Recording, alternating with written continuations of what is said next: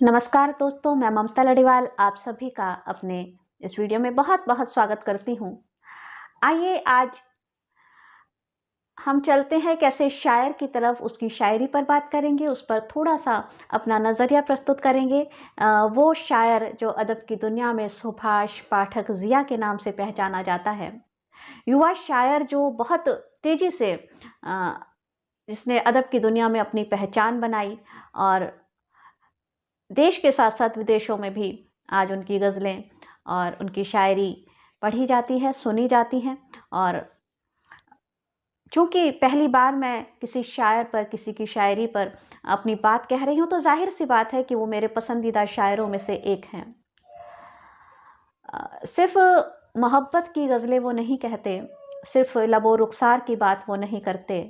अपनी शायरी में ज़िंदगी के विभिन्न रंगों को उन्होंने शामिल किया है। मोहब्बत की बात भी करते हैं, लेकिन उसके साथ-साथ ज़िंदगी को का जो फ़लसफ़ा है, ज़िंदगी के देखने का हमारा जो नज़रिया होता है, बहुत बारीक-बारीक बातों को जिस तरह से सुभाष पाठक ज़िया ने अपनी शायरी में शामिल किया है और लोग उस शायरी से जुड़ पाते हैं, आवाम उस शायरी तक पहुँच पाती है। तो बहुत आगे का सफ़र उन्हें अभी तय करना है, लेकिन इस उम्र में वो जिस मुकाम तक पहुँच चुके हैं, मैं बहुत-बहुत बधाई देती हूँ सुभाष पाठक ज़िया जी को। और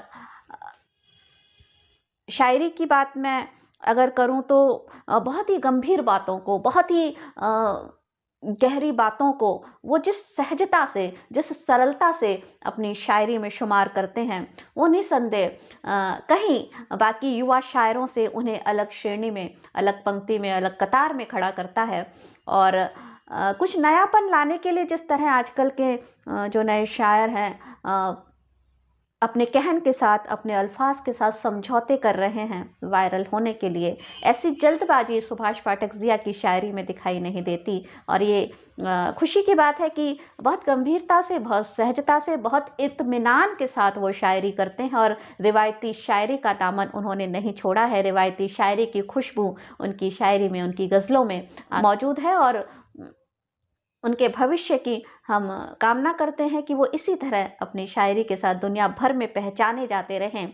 आइए, जैसा मैंने कहा कि ज़िंदगी के फ़लसफ़े को, ज़िंदगी को देखने का जो उनका नज़रिया है, उसे जिस तरह से उन्होंने अपनी शायरी में शामिल किया है, मैं उनके कुछ शेर यहाँ ज़रूर पढ़ना चाहूँगी कि हम कहाँ ज़िंदगी से हारे हैं, रूह का पैरहन उतारे हैं। अगर बात की जाए ज़िंदगी की या मौत की, तो मौत एक ऐसा लम्हा है जो हमारी आखिरी मंजिल नहीं है, लेकिन अंतिम सत्य अवश्य है। तो वो हमारी मंजिल नहीं है और इसी बात को जब भी कोई चला जाता है दुनिया से, तो कहा जाता है कि हाँ, वो ज़िंदगी से हार गया। लेकिन नहीं, हमारी रूह है वो कभी नहीं मरती। और इतनी गंभीर बात को किस सहजता के साथ, किस सरलता के साथ सुभाष पाठक ज़िया ने अपनी शायरी में कहा है कि हम कहाँ ज़िंदगी से हारे हैं, रूह का पैरहन उतारे हैं, रूह का पैरहन उतारे हैं। और ज़िंदगी को कुछ अलग नए दृष्टिकोण से उन्होंने अपनी शायरी में एक मतला पढ़ती हूँ कि पूछते क्या हो ज़िंदगी का रंग, पूछते पूछते क्या हो ज़िंदगी का रंग, देख लो तुम किसी नदी का रंग, देख लो तुम किसी नदी का रंग। नदी के रंग को हम किसी एक रंग में बांध नहीं पाते हैं, उसी तरह से ज़िंदगी को एक रंग में बांध पाना बहुत मुश्किल है। कभी वो पारदर्शी होती है और कभी खुशी के रंग, कभी गम के रंग, और बहुत बहुत से रंग ज़िंदगी में शामिल होते हैं। तो बहुत सहजता से शायर ने कहा कि पूछते क्या हो ज़िंदगी का रंग, देख लो तुम किसी नदी का रंग। और एक शेर जो मुझे बहुत पसंद है कि मेरे चेहरे में मैं नहीं हूँ आज, मेरे चेहरे में मैं नहीं हूँ आज, मल के आया हूँ मैं किसी का रंग, मल के आया हूँ मैं किसी का रंग। मेरे चेहरे में मैं नहीं हूँ आज, मल के आया हूँ मैं किसी का रंग। और शायरी के लिहाज से कहा गया है कि जितना बेरंग वक्त होता है, जितना जितना बेरंग वक्त होता है उतना गहराए शायरी का रंग, उतना गहराए शायरी का रंग। और ये बात मुझ पर भी लागू होती है। जब दर्द होता है तो शायरी ही निकलती है, फिर किसी और विधा में किसी और गीत वीत कहने का मन नहीं करता। वो शायरी सीधी दर्द जब होता है तो शायरी निकलती है। एक आम इंसान भी शायर बन जाता है अगर उसे थोड़ा दर्द मिल जाए तो। जितना बेरंग वक्त होता है उतना गहराए शायरी का रंग। और रिश्तों की बात वो अपनी शायरी में करते हैं। और जो उलझन होती है हमारे अंदर की, हर शख्स कहीं ना कहीं ज़िंदगी को लेकर, ज़िंदगी के अलग अलग जो आयाम होते हैं उनको लेकर कहीं उलझन में रहता है, और रिश्तों को लेकर तो खास तौर पर उलझन में रहता है। तो वहीं से एक मतला सुभाष पाठक जी ने कहा कि दिल के रिश्ते दिमाग तक पहुँचे, दिल के रिश्ते दिमाग तक पहुँचे, साफ चेहरे भी दाग तक पहुँचे। बहुत गहरी बात है कि दिल के रिश्ते दिमाग तक पहुँचे, साफ चेहरे भी दाग तक पहुँचे। और एक शेर जो मुझे बेहद पसंद आया कि बाद इसके चिराग लौ देगा, बाद इसके चिराग लौ देगा, पहले एक लौ चिराग तक पहुँचे, पहले एक लौ चिराग तक पहुँचे।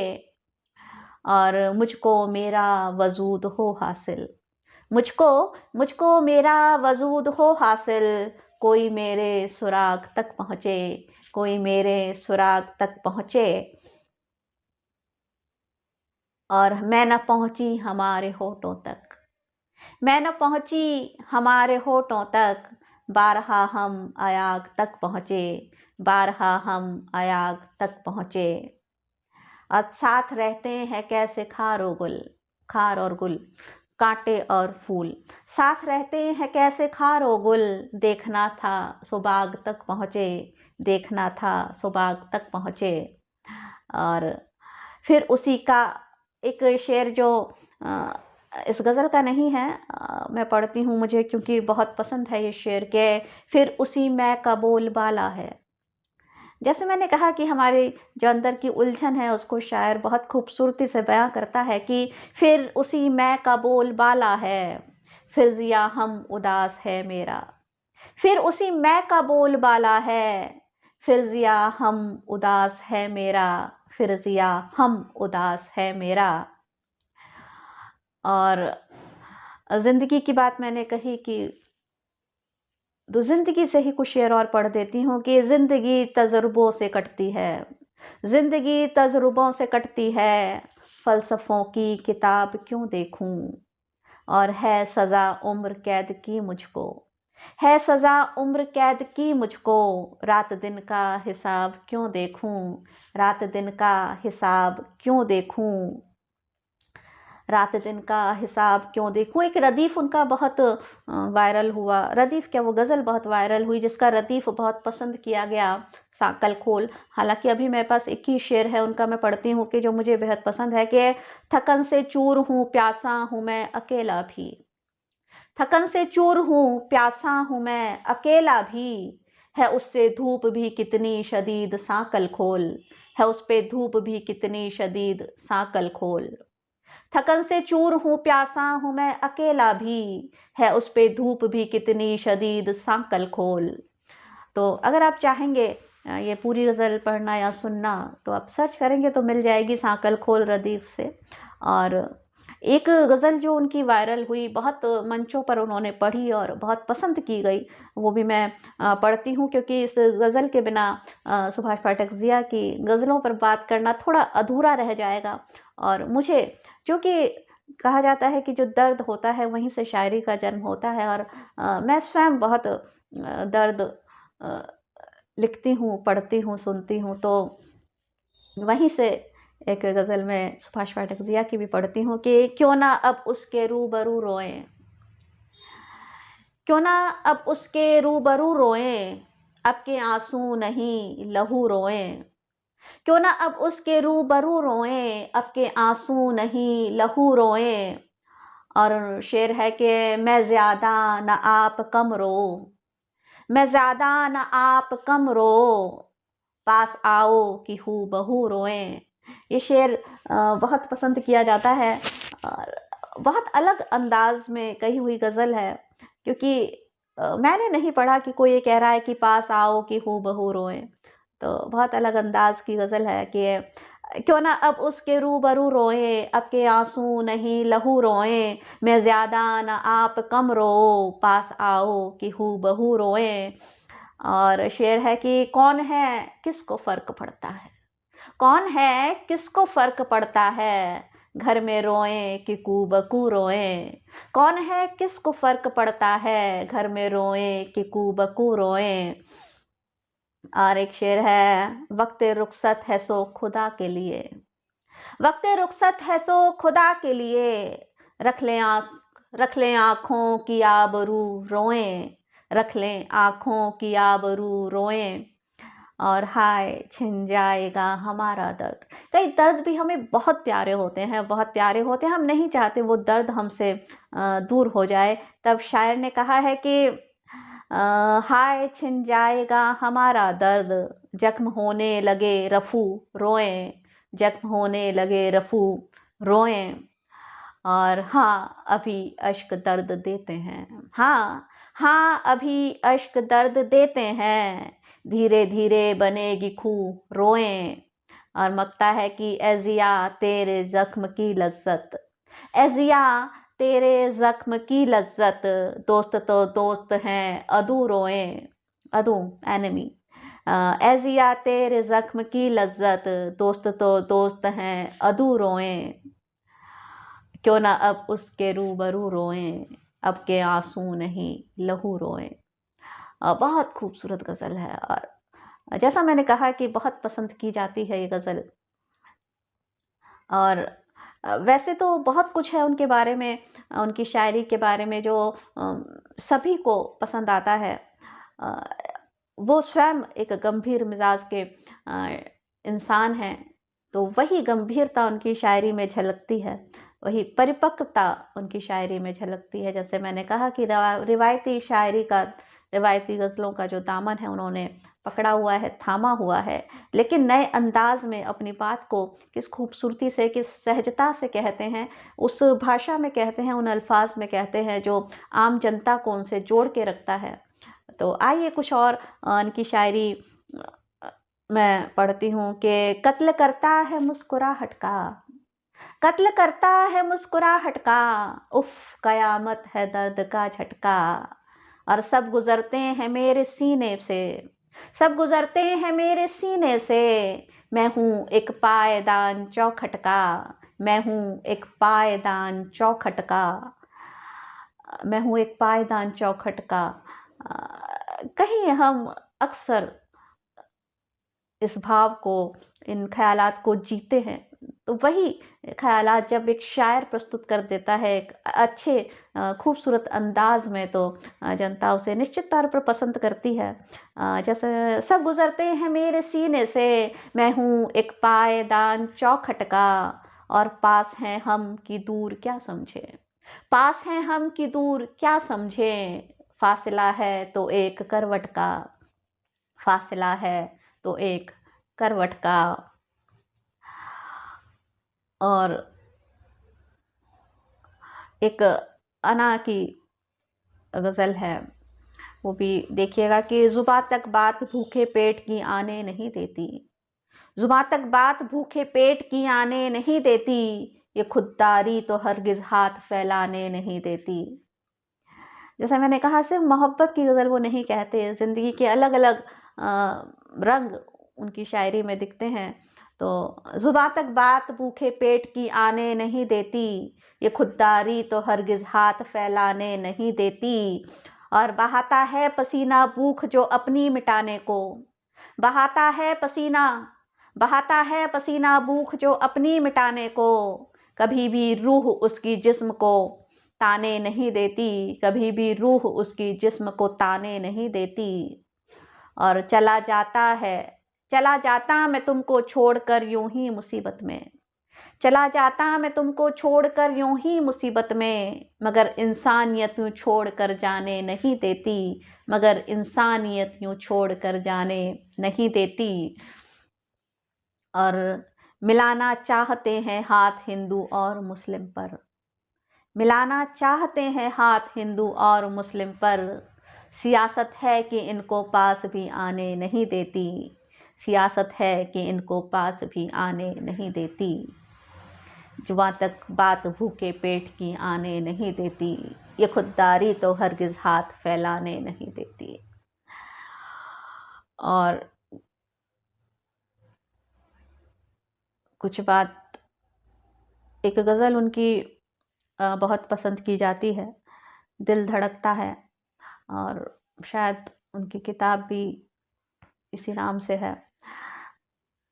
आइए मैं उसके कुछ शेर पढ़ती हूँ। ये गज़ल भी उन्होंने बहुत मंचों पर पढ़ी, और ये कहूँ कि उनकी पहचान की गज़ल है तो गलत नहीं होगा। सुनिएगा कि है कुछ अजीब सा आज़ार दिल धड़कता है, हर एक सदा पे हर एक बार दिल धड़कता है। और शेर है कि करे न ज़िक्र भरी बज़्म में कोई उसका, करे न ज़िक्र भरी बज़्म में कोई उसका, मेरे हबीब खबरदार दिल धड़कता है, मेरे हबीब खबरदार दिल धड़कता है। और हमारा यार तो रहता है झील के उस पार, हमारा यार तो रहता है झील के उस पार, हमारा यार तो रहता है झील के उस पार, सदा जो आती है इस पार दिल धड़कता है, सदा जो आती है इस पार दिल धड़कता है। और कोई निगाह लगातार देखती है मुझे, कोई निगाह लगातार देखती है मुझे, कोई निगाह लगातार देखती है मुझे, सो यूं समझिए लगातार दिल धड़कता है, सो यूं समझिए लगातार दिल धड़कता है। और एक शेर है कि आज उससे मुलाकात की तमन्ना भी, है आज उससे मुलाकात की तमन्ना भी, कि उस पे आज है इतवार दिल धड़कता है, कि उस पे आज है इतवार दिल धड़कता है। बहुत ही प्यारा शेर है आज उससे मुलाकात की तमन्ना भी, कि उस पे आज है इतवार दिल धड़कता है। और लिखा था जिस पे मेरा नाम चौक से तुमने, लिखा था जिस पे मेरा नाम चौक से तुमने, जो देखता हूँ वो दीवार दिल धड़कता है, जो देखता हूँ वो दीवार दिल धड़कता है। और नए ख्याल की आमद से ज़हन है रोशन, नए ख्याल की आमद से ज़हन है रोशन, कि होंगे कुछ नए अशार दिल धड़कता है। और मकता है कि जिया के साथ शजर को उदास रहने दे, सो ए परिंदे न पर मार दिल धड़कता है कुछ अजीब सा आज़ार दिल धड़कता है, हर एक सदा पे हर एक बार दिल धड़कता है। तो बहुत कशिश है इस गज़ल में। जब भी दिल धड़कता है ये मैं पढ़ रही थी तो कहीं एक कशिश सी महसूस हो रही थी। और ऐसा ही एक दो शेर और पढ़ती हूँ जो बहुत वायरल हुए कि कोई दामन कोई शाना होता, कोई दामन कोई शाना होता, मेरे अश्कों का ठिकाना होता, कोई दामन कोई शाना होता, मेरे अश्कों का ठिकाना होता, तू नहीं कोई नहीं है जैसे, तू नहीं कोई नहीं है जैसे, तू अगर होता ज़माना होता, तू अगर होता ज़माना होता, कोई दामन कोई शाना होता, कोई दामन कोई शाना होता। और बहुत कुछ शेर है, बहुत शेर हैं जो मैं पढ़ सकती हूँ, लेकिन वीडियो लंबा होता जा रहा है। और मैं बस इतना ही कहूँगी कि सुभाष पाठक ज़िया वो शायर हैं जिन्होंने आम पब्लिक को अपनी शायरी से जोड़ा, अपने आप से जोड़ा, अपने ख्यालातों से जोड़ा, और उनके कहन में एक परिपक्वता है। और चूँकि वो बड़े इत्मीनान से शेर कहते हैं, गज़लें कहते हैं, तो जिस गंभीरता से वो अदब की दुनिया में चल रहे हैं और जिस मजबूती के साथ अपने कदम वो जमा रहे हैं, तो निश्चित तौर पर बहुत दूर तक वो जाएंगे, उनकी शायरी बहुत दूर तक जाएगी, बहुत आगे तक वो जाएँ, इस शुभकामना के साथ मैं इस वीडियो का समापन करती हूँ। और वीडियो अगर पसंद आए तो लाइक कीजिएगा, सब्सक्राइब कीजिएगा। बहुत बहुत शुक्रिया।